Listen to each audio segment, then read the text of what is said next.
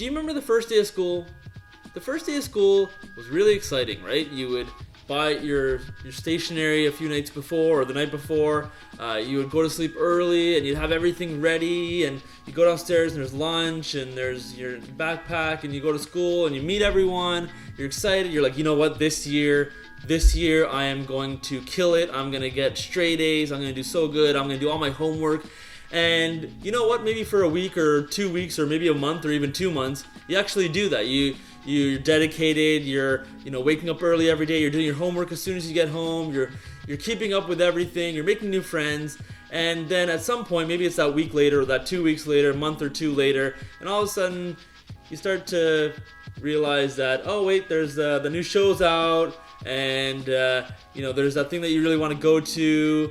And maybe you kind of get a little bit lazy, you stop doing your homework as much, and now it's November, December, and the honeymoon is over, right? And you kind of just, like the A players end up being A players, and the B's and the C's all end up being B's and C players. I was a B player, and you kind of get comfortable back into where you were, right? So all that to say is I've been doing this for 3 months now. Between August and November 12th right now it is. And it's one of those things where the honeymoon is kind of over now. The excitement, the initial excitement of everyone's like, yeah, you're doing this new thing, it's really cool, you're doing it every week, why are you doing this, what's your goals, and that type of thing, right? So it's reaching that point now where one may wonder, when is he going to stop? When is he going to fail? And the important thing to remember is that those struggles, those moments where you're saying, you know what, I don't know if I'm going to do this anymore, those are the moments where you actually really start to grow, because you fight. You fight for what you want. You fight for what you're passionate about. And the things that you really care about will actually end up rising to the top of your priority list. Now, all this to say is that there are many failures that you'll face in life by trying something new, but that shouldn't stop you from trying something. And too often we let our fear of doing something, of doing something and failing from it, actually prevent us from even beginning in the first place. The next time you try something, it's okay to know that more often than not, you're probably going to fail at it.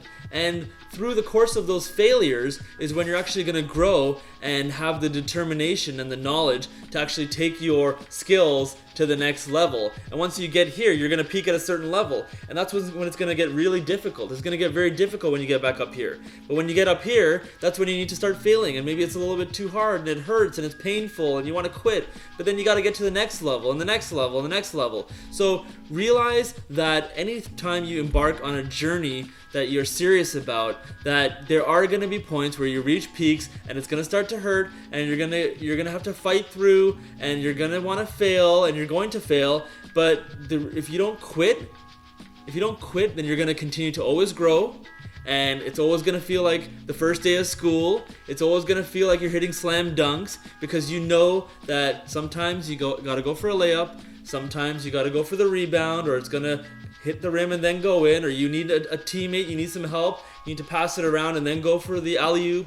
So realize that anything worth your time and effort in life, anything that's going to give you great reward, is going to come with some form of failure, and that is okay. That's part of the journey. Anticipate it, expect it, and don't be surprised when you're met with failure. In fact, look at it as an opportunity. Look at it as an opportunity to grow and get bigger and better, and you will succeed at what you want to do. And to be honest, even if you quit anyways, you've learned a lot along the way. You've learned about what you want and what you don't want, and you can apply that the next time you face a new challenge. You'll go in knowing what you're capable of. Maybe you'll bring in some other skills that you can apply to this new goal of yours. So realize that the best way to win in life is to try and keep trying new things, to fail and to fail quickly, and realize that, you know what, maybe I don't want to do this anymore, and just go with it and not be afraid of the repercussions. Take the lessons out of that and move forward. Realize that, this is not my first time doing a blog or a website. I've had 3 blogs before even doing anything like this, and getting on video is a whole new thing, So keep in mind that failure is one of your allies. It's going to help take you to the next level. Think about basketball, and that every single time that you shoot a video or you do a task or you go to the gym or you try something new, that not every time it's going to be a slam dunk and that you're going to kill it straight away, that it's going to take time and effort, and there's going to be a lot of learning and knowledge that goes into it to get better. So I'm really excited now. Hope you are too. And remember, failure is your greatest ally. You need to fail to be great. And so get out there, start trying things. My name is Riaz Sidi.